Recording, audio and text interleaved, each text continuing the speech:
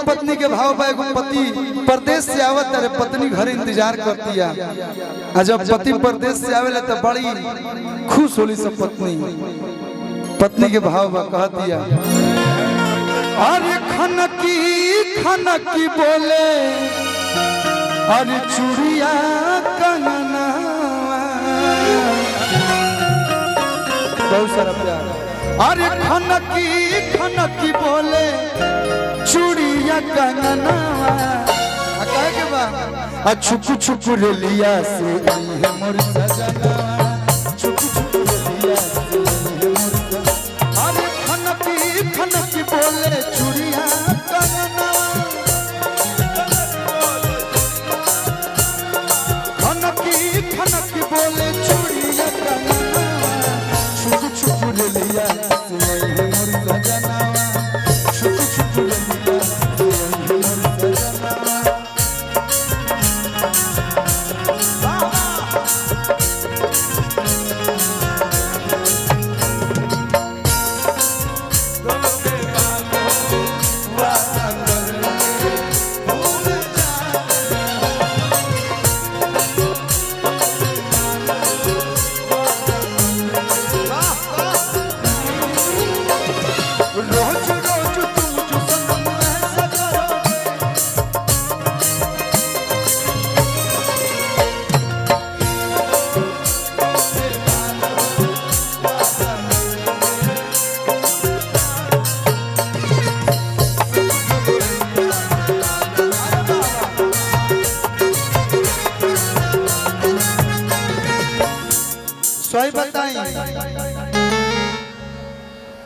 सोहबलिया वाला ड्रेस पहन के आए मेरा। हमारो चाहत वाला 3 पीस पहन के आई थी, बड़ी अच्छा लगता। क्या नाम है आपका बाबू? हर्षराज। एक बार बाबू के लिए जोरदार ताली बजा दीजिए आप लोग। कितना एज हुआ आपका? 4 साल। 4 साल। पापा कैसे करता था? ये वो अंकल से थोड़ा दूर रहना, टोपी वाले। पापा कैसे कितना है बेटा? गरीबों के जुबी नोटियाल। पापा का नाम पूछ लो। बाबू 4 साल का है अब तो हम देखता नहीं। हाँ ये लीजिए, ये देखिए सैसड़ पंचायत के मुखिया राजेश कुमार जी, मंत्री जी जय कुमार जी के सेवक। बहुत सारा प्यार। अब हम ही सोचता नहीं, हम 7 चाहे 8 साल की उम्र में पहला ये गाना बोल रहे हैं। गवनवा कहिया ले जाइबो तो अगर लोग कहल कि बाप रे लइकाइए से गावता। हमारो से 20 निकल गई 4 साल पर। हमारा लागत है वो दिन दूर नहीं के 10 साल बाद पेटे में लइका टूटी में गाने को।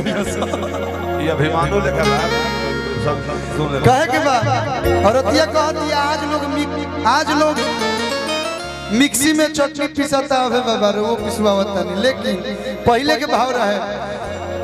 आज लोग पिज्जा बर्गर खाता, लेकिन पहले बड़ी प्यार से औरतिया बनावत रही से। कैसे कि अरे अम्मा के चटनी या सतुआ खियाई, अचार के छैया मुंह ढाप के सुताई।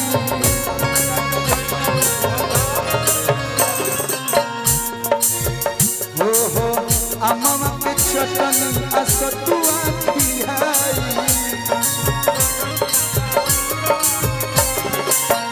अचार के छैया मुंह ढाप के सुताई। अपना मौसी के कलर की ब्लेजर कर दो।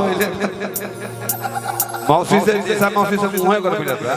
अनीसा जी काफी बच्चों से प्रेम करती हैं, खास करके छोटे छोटे बच्चों से प्रेम करें तब इनको। ये हमेशा आगे बढ़ाती हैं बच्चों को, हमेशा प्यार आशीर्वाद देती हैं। कहेगा बा अरे पूरा होके वाला बाटे हमरो सपना।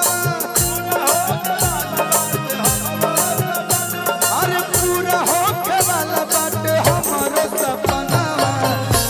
छुपू रे लिया से मोर सजना।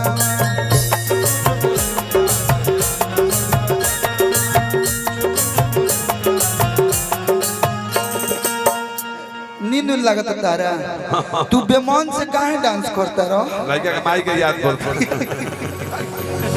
निशा मौसी बिचारी सुत जागो। बहुत अच्छा बच्चा है।